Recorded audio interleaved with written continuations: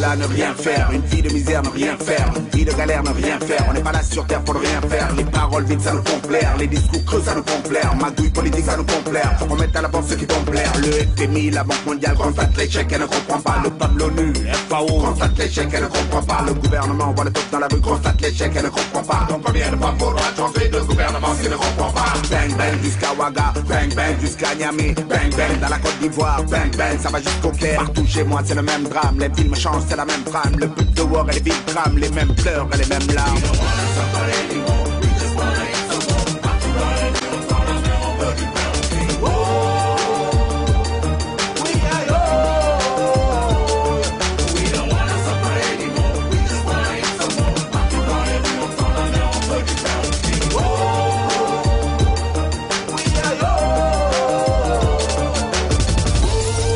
Aussi au nom de l'enfant. L'enfant du pauvre qui a faim et qui louche furtivement vers l'abondance amoncelée dans une boutique pour riches. La boutique protégée par une épaisse vitre. La vitre défendue par une grille infranchissable. Et la grille gardée par un policier casqué, ganté et armé de matraque.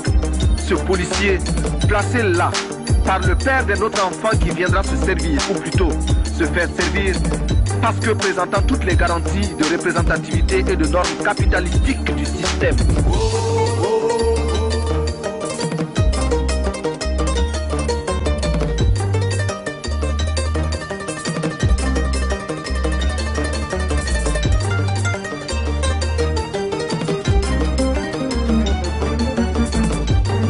La patrie ou la mort, nous vaincrons.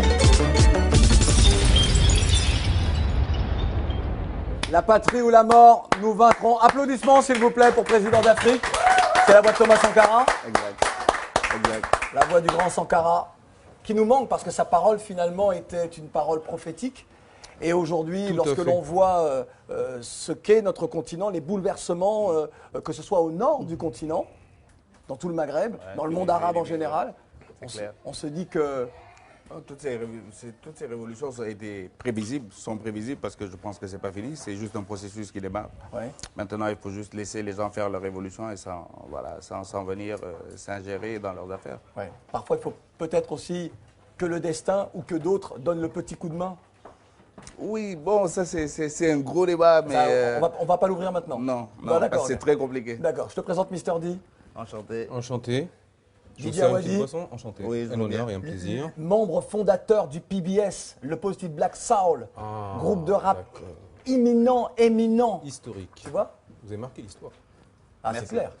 Tu vois, non, mais c'est important de le dire. C'est très important. Parce qu'il y a en France IAM, NTM, il y a au Sénégal et dans toute l'Afrique de l'Ouest PBS. Le groupe est né en quoi? 94 89 Oui. Ouais, ça fait d'accord. ouais. Premier album, Boule Fallé, c'était quoi? C'était quand? 94. 94, voilà. Ouais. Oui, moi je. Et quelques temps après, ouais. Et quelques temps après, voilà. C'était.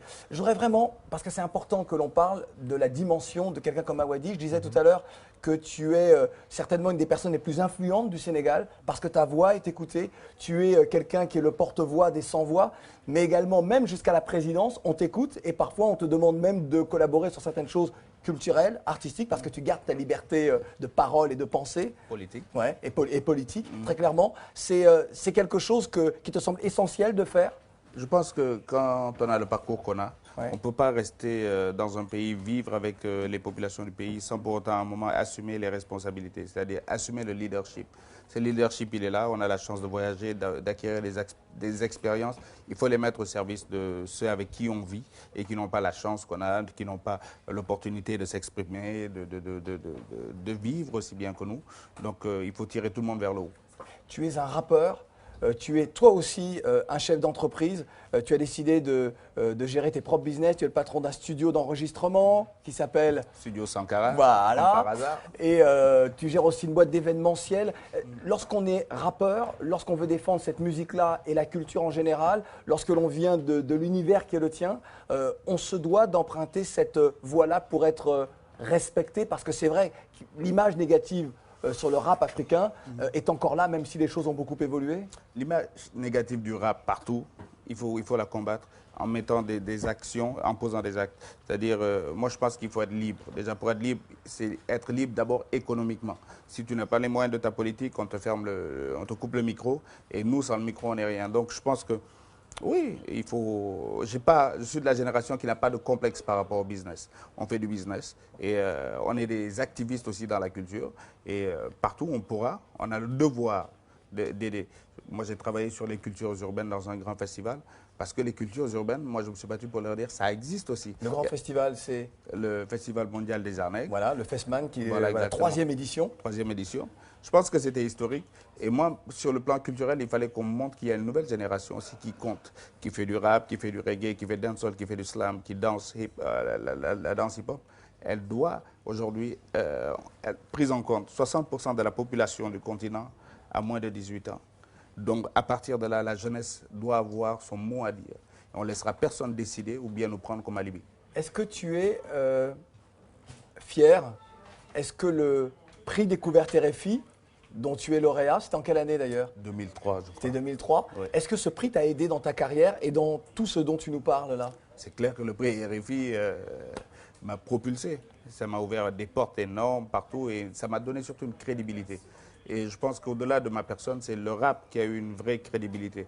On ne nous prend plus juste pour les amuseurs publics, mais on nous prend comme des gens qui, voilà, qui peuvent, à l'instar de tous les autres, avoir des prix et être respectés. Alors avec cette crédibilité-là, tu as, avec les autres, je pense à Smoké, au Burkina, je pense à tant d'autres, tu as créé Aura, vous avez créé ensemble Aura. Ouais.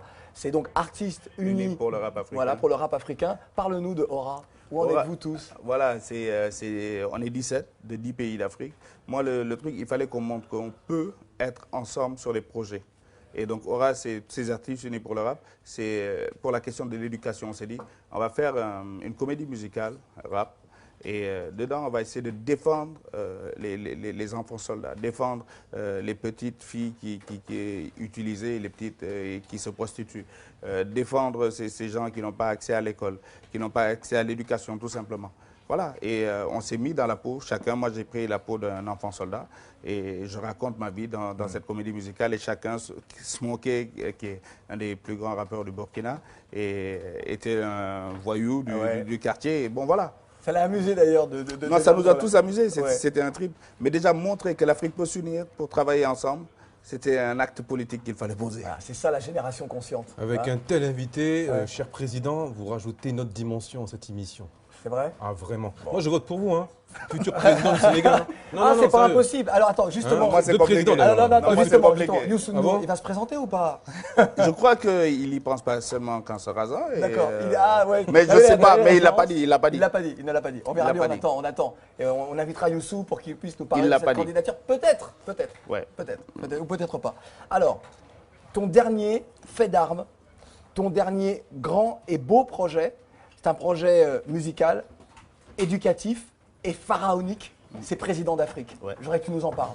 Président d'Afrique, c'est un album dans lequel on entend la voix de Aimé Césaire, Patrice Lumumba, Thomas Sankara, tous ces grands, on entend la voix. Parce que je pense que on a fait un album où, par exemple, Aimé Césaire fait un morceau avec Gertrude Sena, avec chanteuse de la Martinique, Tiwoni, Sweetie et moi. Lumumba va faire un morceau avec Lexus et moi. Mandela va faire avec Squatta Camp et moi. Je suis allé partout montrer que ces gens existent réellement. Ce n'est pas des mythes. Quand tu entends la voix, on est tous des saint Thomas. On a besoin de voir et de palper pour croire. Et donc je pense qu'on a des valeurs, on a une histoire dont on peut être fier. Aujourd'hui, beaucoup d'Africains baissent la tête et ne sont pas fiers de leur histoire et se font écraser. Et certains viennent chez nous nous dire qu'on n'est pas assez rentré dans l'histoire. Donc il faut avoir des clés de compréhension de l'histoire pour pouvoir se battre. Je me souviens le jour où tu m'as fait écouter les premiers sons, les premiers enregistrements de Président d'Afrique. On était à Liberté 6 dans ton quartier, je crois, de ce côté-là, dans la voiture. Tu m'as mis ça, on a écouté. Et je lui ai dit, waouh, mais c'est vraiment un travail pharaonique. Oui, c'est 5 ans de travail. 5 ans de travail. Une quarantaine de pays traversés pour enregistrer avec tout le monde et beaucoup de rencontres.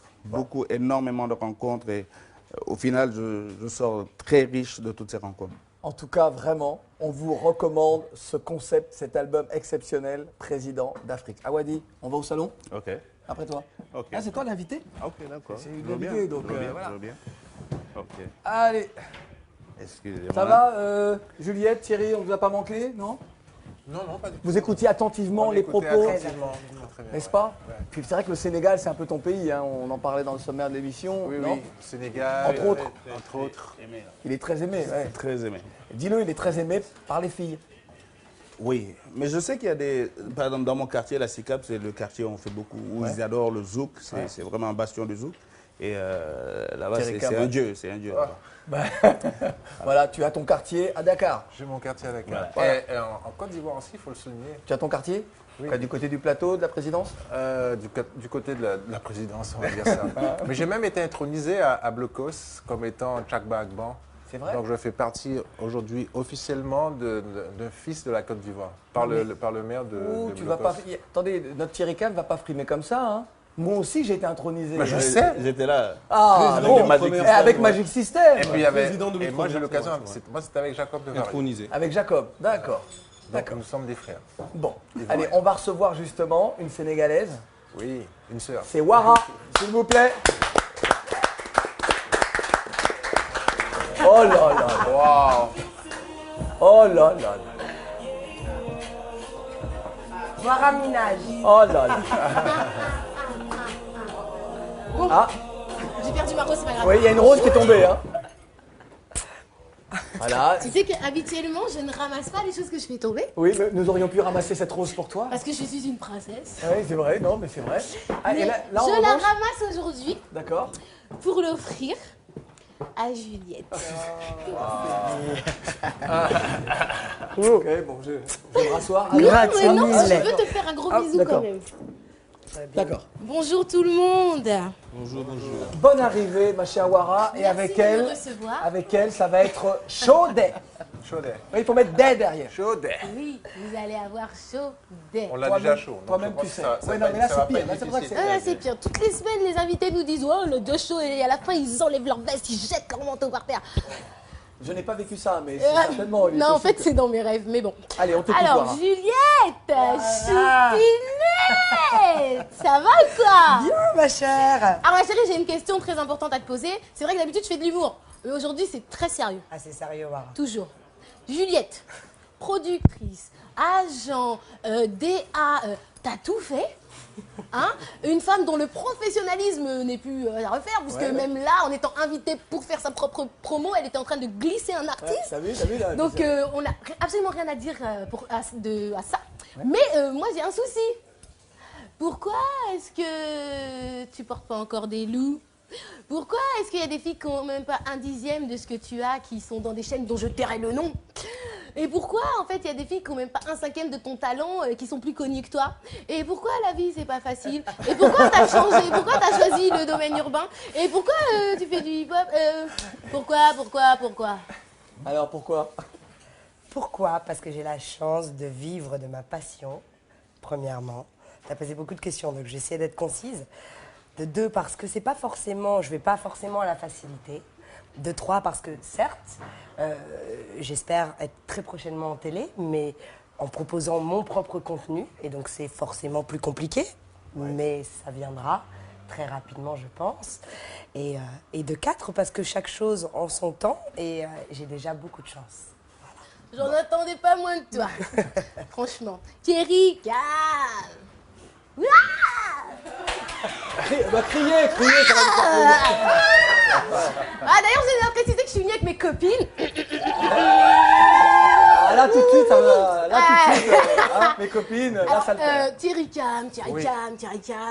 Alors quand j'ai dit que j'allais faire une émission avec toi, alors laisse tomber, j'ai 12 mouches qui sont tombées. Donc les mouches, c'est mes copines qui sont tombées comme des mouches dès que j'ai dit Thierry Cam. Alors moi, je comprends Désolée pour tes pas. Moi, je suis pas désolée pour elle, hein, tu sais. Honnêtement, je comprends pas. Thierry Cam, c'est un beau gosse, Thierry Cam.